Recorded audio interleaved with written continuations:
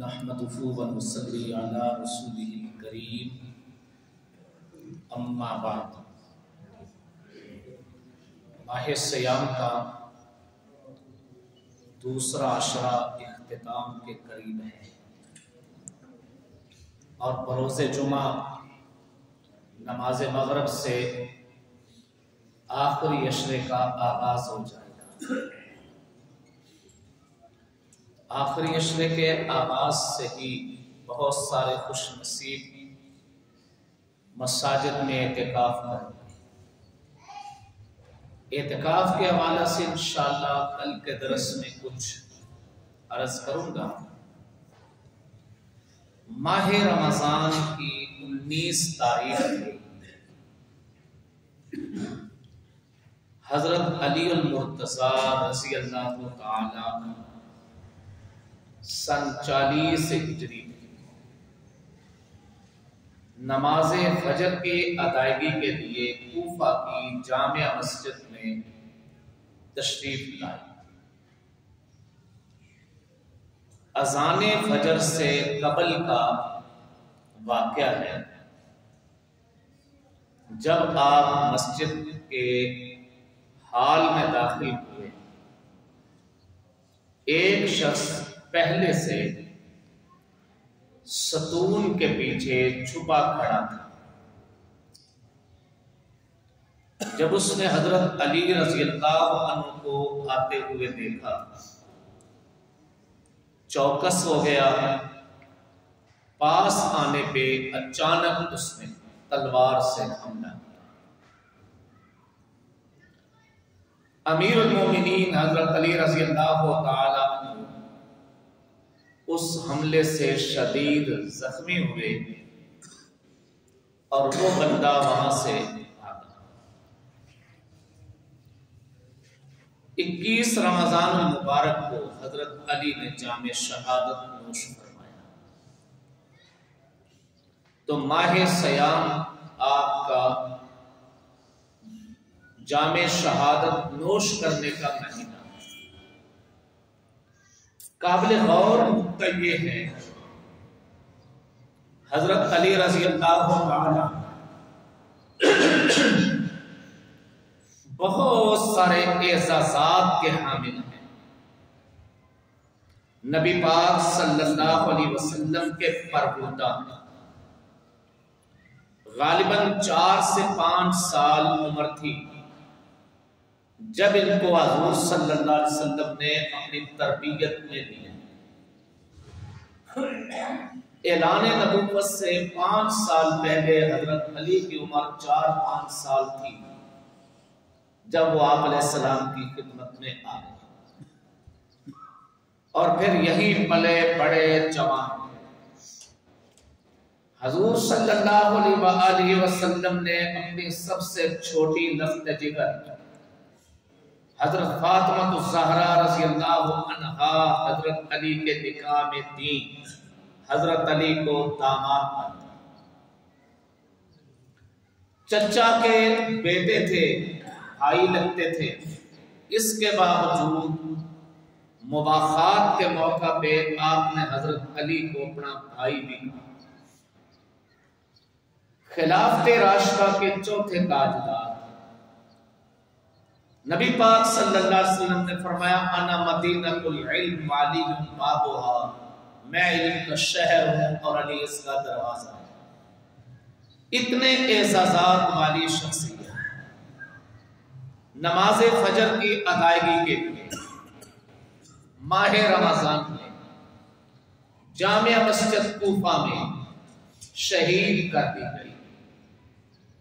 آخر آپ کو شہید کرنے والا بدبخت بد نصیب شخص کون تھا اور وہ کن نظریات کا حامل تھا؟ آیا آج اس کے نظریاتی جراثیم آج بھی پائے جا رہے ہیں یا نہیں؟ اور آج بھی مساجد میں قتل ہو رہے ہیں کہ نہیں؟ آج بھی مساجد سے لاشیں اٹھ رہے ہیں کہ نہیں؟ اگر مساجد سے لاشیں آج بھی اٹھ رہے ہیں اور قاتل اس کے چہرے پہ آج بھی داڑھی ہے، قاتل آج بھی نعرہ تکبیر مار رہا ہے، قاتل آج بھی کہہ رہا ہے کہ میں اللہ کے دین کے لیے انہیں قتل کر رہا ہوں. تو اس کا مطلب یہ ہے عبد الرحمن بن ملجم شخص جس نے حضرت علی رضی اللہ عنہ کو شہید کیا تھا، اس کے نظریاتی جراثیم آج موجود ہیں، اس کے افکار اور اس کے علوم، ان کے جراثیم آج موجود ہیں. اس کے افکار کیا تھے اور وہ شخص کون تھا، تاکہ آج ہم اپنے گرد و پیش کا جائزہ لیں کہ آج ہمارا ملک آگ کی بھٹی بن چکا ہے، آج سلگ رہا ہے یہ وطن عزیز. کہیں پہ کوئٹہ آگ میں چل رہا ہے، کہیں کے پی کے ہے، کہیں بوری بند لاشیں ہمیں کراچی میں نظر آتی ہیں، تو کہیں پنجاب ہے کہ اولیاء کرام کے مزارات پہ حملے، کبھی مساجد پہ حملے، کبھی داڑھی اور پگڑی والے پہ حملے. اور یہ حملے کرنے والوں کی شکلیں اگر دیکھیں تو وہ بھی ہم سب مختلف ہیں، انہی حلیوں والے. تو اصل چیز حلیہ کی مشابہت نہیں، یہ دماغ کا کیڑا الگ الگ، دماغ کی سوچ الگ الگ. تو یہ کون لوگ تھے؟ حضرت علی رضی اللہ تعالی عنہ کے دور خلافت میں بہت سارے مسائل تھے. ان میں سے ایک مسئلہ یہ تھا کہ حضرت معاویہ رضی اللہ تعالی عنہ سے ان کی لڑائی چل رہی، مقام صفین کے اندر بڑی بھاری لڑائی ہوئی.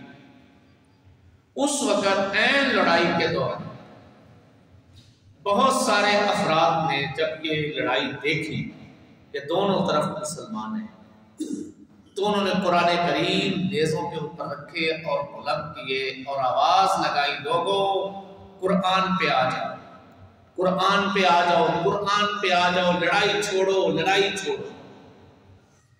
یہ آواز سن کے تلواریں آہستہ آہستہ آہستہ میانوں میں جانے لگی، لڑائی ہو گئی. اب دونوں طرف سے افراد بیچ میں آئے اور یہ طے ہوا کہ فلاں فلاں مقام کے اوپر فلاں تاریخ کو یہ دو طرفہ جو کمیٹی ہے، منتخب کمیٹی دونوں طرف سے، یہ افراد مل کے جو فیصلہ کر دیں گے وہ منظور ہو. تاریخ میں اسے تحکیم کے نام سے یاد ہے. حضرت علی رضی اللہ تعالیٰ نے اپنے نمائندے طے کر دیے، حضرت معاویہ نے اپنے نمائندے طے کر دیے. یہ نمائندے جو فیصلہ کریں گے ہمیں وہ قبول. اس موقع پہ ذوالخویسرہ نامی شخص وہ یہ کہہ کے الگ ہو گیا کہ یہ انہوں نے تو شرک کر دیا، انہوں نے شرک کیا ہے. قرآن کہتا ہے ان الحکم الا للہ، حاکمیت صرف ایک اللہ کی ہے. انہوں نے بندوں کو حکم بنا لیا، لہذا قرآن کی اس آیت کا انکار کرنے کی وجہ سے حضرت علی اور ان کے پیروکار بھی کافر ہو گئے معاذ اللہ، حضرت معاویہ اور ان کے پیروکار بھی کافر، دونوں کو کافر قرار کر دے دیا. ذوالخویسرہ نامی شخص، اس نے اپنا پرچار کیا اور اس کے ساتھ ستی قسم کے لوگ شامل ہو گئے. ان کو تاریخ نے خارج کہا، خارجی، خارجی کی جمع خوارج آتی، یعنی یہ لوگ الگ ہو گئے، خارج ہو گئے. یہ گروہ سامنے آئے. اس گروہ کے جو نظریات تھے ان میں سے ایک نظریہ یہ تھا کہ جو بندوں کو حکم بناتا ہے کسی مقدمہ میں، وہ اللہ کی حاکمیت کا منکر ہوتا ہے اور اللہ کی حاکمیت کا منکر کافر ہوتا ہے. لہذا اللہ کے نام پہ اللہ کے بندوں کو حضرت علی جیسی شخصیت، حضرت معاویہ جیسی شخصیت اور ان سے وابستگان ہزاروں لاکھوں جتنے اصحابہ اور تابعین تھے ان سب کو کافر قرار دیا اور خود قرآن کی تلاوت کرنے لگے. قرآن کریم کی ایسی تلاوت کرتے، رو رو رو کر قرآن پڑھتے، یوں لگتا ہے ان سے بڑا قرآن کا عاشق ہوئی. پھر ان کا یہ نظریہ سامنے آیا کہ جس بندے سے گناہ کبیرہ ہو جاتا ہے، بھول چوک سے ہو تب، عمدن کو ہو تب، وہ بندہ کافر ہو جاتا ہے. مثلا نماز کسی نے نہیں پڑھی تو وہ کافر ہو گیا، روزہ جس نے چھوڑ دیا وہ کافر ہو گیا. یعنی اللہ کے کسی حکم کو چھوڑا یا اللہ پاک کے کسی حکم کو توڑا، کافر ہو گیا. پھر تیسرا نظریہ ان کا یہ تھا کہ جو کافر ہو گئے بے شک وہ کہتے رہے ہم مسلمان ہیں، ہم مسلمان ہیں، ہم مسلمان ہیں، ان کا قتل جائز ہے، ان کو قتل کرنا درست ہے. چوتھا نظریہ ان کا یہ تھا کہ جو حکومتیں چاہے کہتی رہے ہم مسلمان ہیں، مسلمان ہیں، مسلمان ہیں، لیکن اگر وہ کسی بھی حکم شریعت کو ترک کرتی ہیں تو ان کے خلاف مسلح بغاوت جائز ہے، مسلح بغاوت درست ہے. اور اسی طرح اور بہت سارے ان کے نظریات کھل کے سامنے آئے. اب یہ مسلمانوں کو قتل کرنا، ان کے بڑے مل کے بیٹھے، انہوں نے کہا کہ قتل نچلی سطح سے نہیں، اوپر کی سطح سے شروع کرنا. اور اس وقت مسلمانوں کو 3 شخصیات لیڈ کر رہی ہیں، ان کی قیادت کر رہی ہیں. 3 شخصیات، کوفہ میں، عراق میں حضرت علی، شام میں حضرت معاویہ، مصر میں حضرت عمر بن عاص. یہ 3 شخصیات عالم اسلام کی قیادت کر رہی ہیں. لوگ کسی نہ کسی طرح سطح پہ ان سے وابستہ، اور یہ تینوں تحکیم کے قائل تھے کہ حکم بنا لو، جو فیصلہ حکم کر دے وہ قبول ہے. ان تینوں کو قتل، اور تینوں کو قتل کرنے کے لیے ایک ہی تاریخ، ایک ہی دن، ایک ہی مہینہ انہوں نے طے کیا. ماہ سیام کی 19 تاریخ حضرت علی رضی اللہ تعالیٰ کے کوفہ میں حملہ ہوا، حضرت عمر بن عاص نے مصر میں حملہ ہوا. اتفاق سے حضرت معاویہ اس دن وہ خود تشریف نہ لا سکے، ان کو حملہ سے محفوظ رہے. حضرت عمر بن عاص زخمی ہوئے، شہید نہیں ہوئے. حضرت علی رضی اللہ تعالیٰ عنہ شہید ہوئے. اس سطح پہ ان لوگوں نے مسلمانوں کے قتل کا منصوبہ بنایا کس نام پہ؟ قرآن کا نام لے کے، دین کا نام لے کے، اسلام کا. حضرت علی رضی اللہ تعالیٰ نے اپنے دور خلافت میں اگرچہ ان خوارجیوں کا بہت سارا خاتمہ کیا. بعض لوگ کہہ دیتے ہیں جی حضرت علی کے اپنے دور کی خدمات کیا ہیں، کن علاقوں میں جہاد کیا، کن لوگوں کے خلافت لڑے، کون سی فتوحات ہیں. یہ بڑا سطحی قسم کا لوگ سوال کر دیتے ہیں.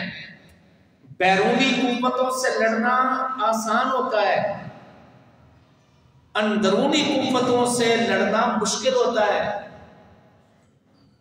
اندر چھپے ہوئے جو دشمن ہوتے ہیں، جو ہمارا لبادہ اڑ کے آتے ہیں، ہمارے رنگ میں آتے ہیں، ہمارا نعرہ لگا کے آتے ہیں، ان کو ختم کرنا، ان سے لڑائی لینا یہ مشکل ہے.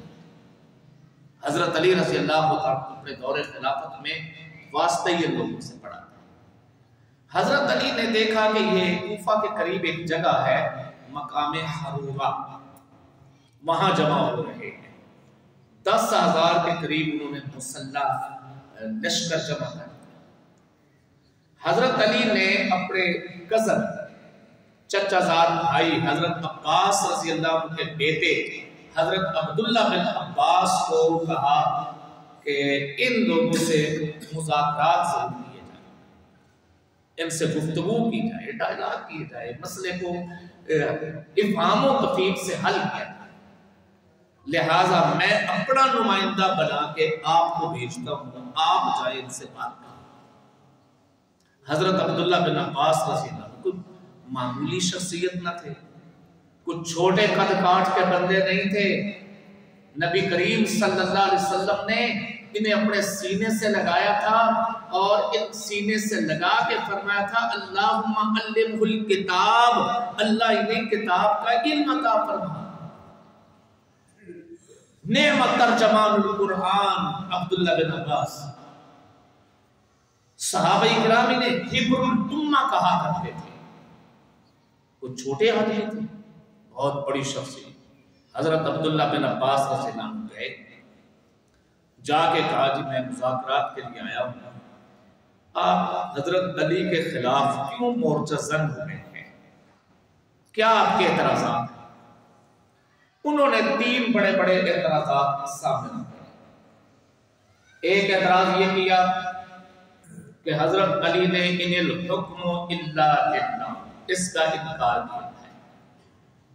قرآن کہتا ہے حاکم اللہ ہے، اور یہ کہتے ہیں کہ معاملات حل کرنے کے لیے حکم بنا لو، اس وجہ سے علی کافر ہو گئے۔ دوسرا اعتراض یہ ہے حضرت علی جنگ صفین میں حق پہ تھے، حضرت معاویہ ان کے خلاف لڑ رہے تھے، تو انہوں نے ان کے قیدیوں کو کیوں چھوڑا، انہیں غلام کیوں نہیں بنایا، ان کا جو مال حاصل ہوا تو اسے مال غنیمت کے طور پہ کیوں نہیں کیا۔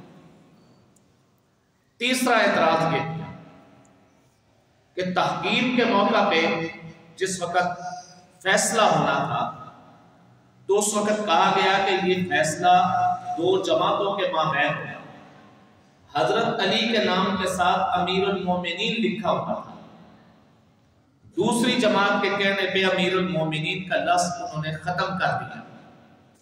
جب امیر المومنین کا لفظ ہی ختم کر دیا، یہ کیوں؟ یہ 3 اعتراض آئے۔ حضرت عبداللہ بن عباس رضی اللہ عنہ پہلے اعتراض کا جواب دیتے ہوئے فرمایا کہ تم قرآن کی آیت پڑھ رہے ہو ان الحکم الا للہ، حکم اللہ ہے، لیکن قرآن کریم ہی ایک مقام پہ جہاں زوجین کے درمیان جھگڑا ہو جائے، نزاع پیدا ہو جائے میاں بیوی میں، اور میاں بیوی آپس میں حل نہ کر سکے اس کو، تو قرآن فرماتا ہے فَبَعَثُوا حَكَمًا مِّنْ أَهْلِهِ وَحَكَمًا مِّنْ أَهْلِهَا، ایک حکم عورت کی طرف سے اور ایک حکم مرد کی طرف سے، یہ حکم کھڑے کرو۔ تو قرآن خود کہہ رہا ہے حکم کھڑے کرو، تو اب بتاؤ یہ بھی کافر ہو جائے۔ حضرت عباس عبداللہ بن عباس نے جس وقت قرآن کا حوالہ دے کے بات کہی، ہزاروں کی تعداد میں لوگ حضرت عبداللہ بن عباس کی اس دلیل سے متاثر ہوئے اور وہاں سے الگ ہو گئے۔ دوسرا تم نے کہا کہ مال غنیمت، تو حضرت عبداللہ بن عباس نے فرمایا کہ مسلمان آپس میں لڑ رہے ہیں، یا آپس کی لڑائیاں ایک دوسرے کو غلام بنانے کے لیے نہیں ہوتی۔ اگر تم اسی کے قائل ہو تو بتاؤ پھر جنگ جمل میں حضرت عائشہ رضی اللہ تعالی عنہا ایک طرف تھی اور حضرت علی ایک طرف تھے، تو حضرت عائشہ قرآن کی روح سے امت کی ماں ہیں، وَأَزْوَاجُهُ أُمَّهَاتُهُمْ، تو تم بتاؤ ماں کو لونڈی کون بنائے گا؟ قرآن کا حوالہ دے، اماں کو لونڈی کون بنانے کو تیار ہے؟ اور تیسری بات تم کہتے ہو کہ اپنے نام سے امیر المومنین کا لفظ حذف کر دیا، وہ نام حذف کیا امیر المومنین کے منصب سے نہیں ہٹے۔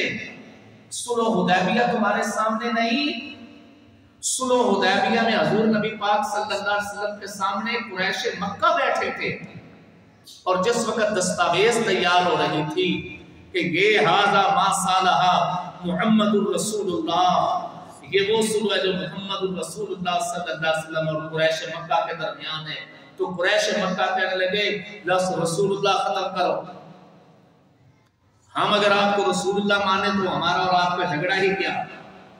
تو اس وقت نبی پاک صلی اللہ علیہ وسلم نے لفظ رسول اللہ خود مٹایا تھا کہ آپ اللہ کے رسول نہیں رہے، اس کے بعد ان لوگوں کے نزدیک رسول اللہ نہیں تھے، تو لفظ رسول اللہ کے نبی نے مٹایا تو کیا معاذ اللہ تعالیٰ آپ کی رسالت ختم ہو گئی؟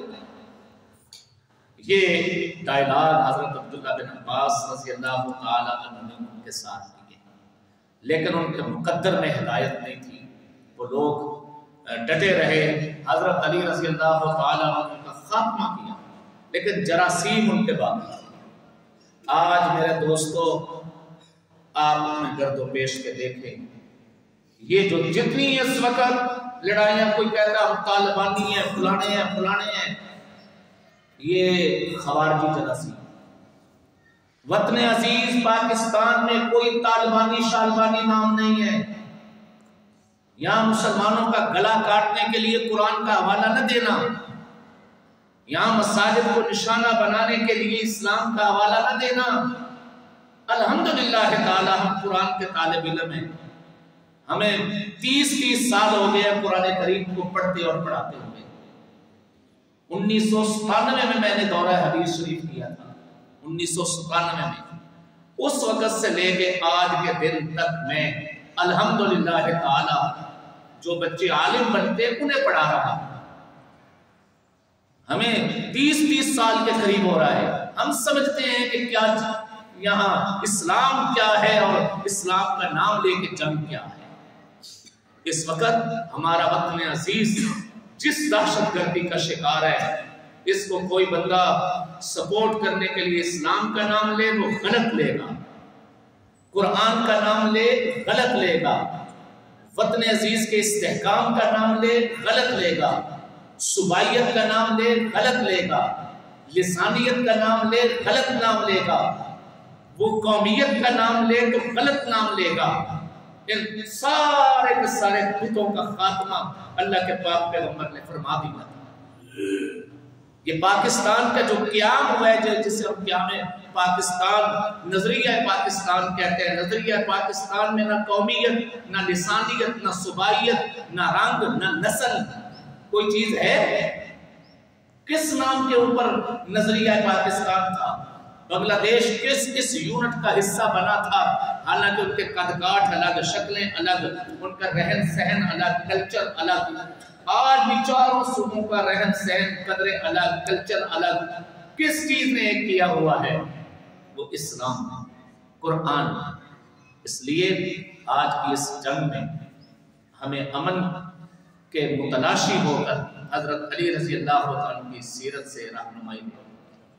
ہم نے دیکھنا ہے حضرت علی رضی اللہ عنہ کس طرح ان خارجیوں کے سامنے ڈٹے رہے، اور آج یہی خارجی سوچ، یہی فتنہ پرور سوچ جو اس زمانہ کے خارجیوں کی تھی، ان کے جراثیم آج چلے آ رہے ہیں۔ اللہ پاک حفظ و امان کرے۔ الحمدللہ رب العالمین والعاقبۃ للمتقین۔ اللہم صلی علی سیدنا محمد وعلی آل سیدنا محمد۔ ربنا اغفر لي ولوالدي وللمؤمنين يوم القيامة. اللهم اجعلني من التوابين واجعلني من المتطهرين. رب ارحمهما كما ربياني صغيرا. رب ارحمهما كما ربياني صغيرا. اللهم اغفر لهم وارحمهم. صلى الله عليه وسلم.